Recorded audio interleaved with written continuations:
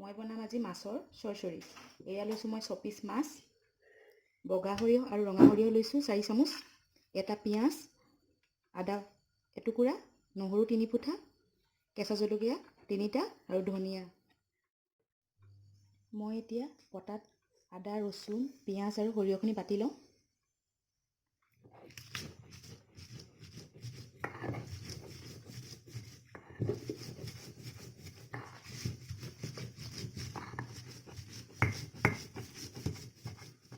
এতিয়া সৰিয়হ বটা হৈ গ'ল।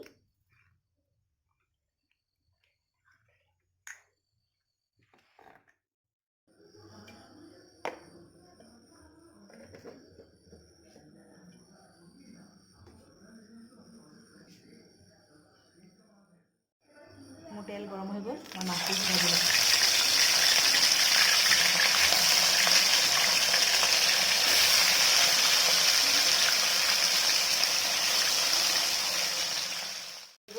মই উঠাই লওঁ।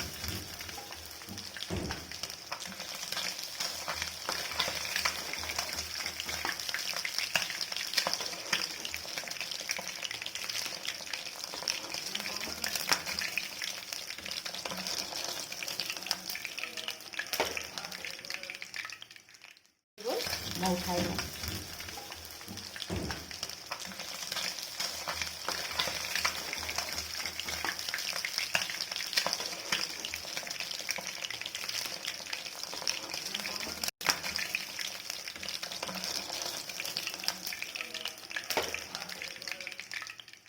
তেলখিনিতে মই অলপ জিৰা গুড়ি, গোটা জিৰা দি দিছোঁ।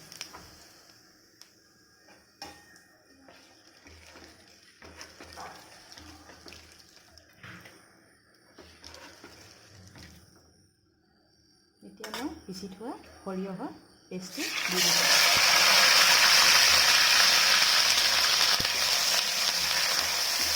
ভালদৰে মই লৰাই দিছোঁ।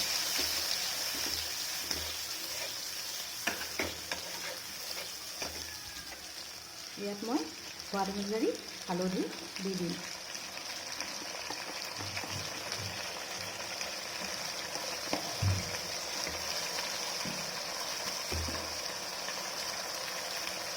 সোৱাদ অনুযায়ী মই নিমখো দি দিছোঁ।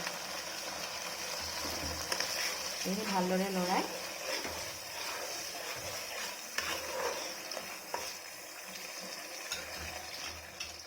এতিয়া মই ঢাকনখন আঁতৰাই দিম। আঁতৰাই মই লৰাই দিছোঁ। লৰাই পিছত জলকীয়া 3টা মই দি দিম।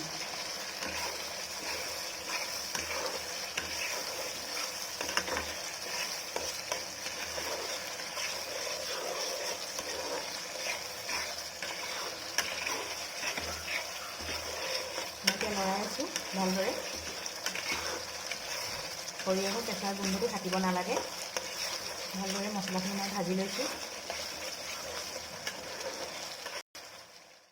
মোৰ সৰিয়হখিনি ভজা হৈ গ'ল। মই ইয়াত অকণমান গৰম পানী দি দিম।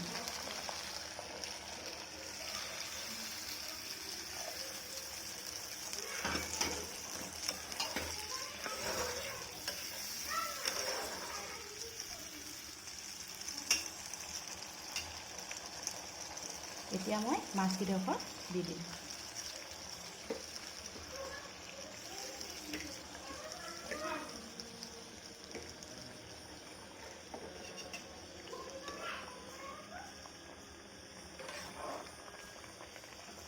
মই এতিয়া 5 মিনিটৰ কাৰণে ঢাকনখন দি দিম।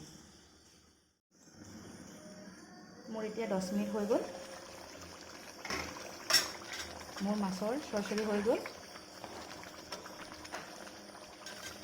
এতিয়া মই ওপৰত ধনিয়া পাত দি দিম।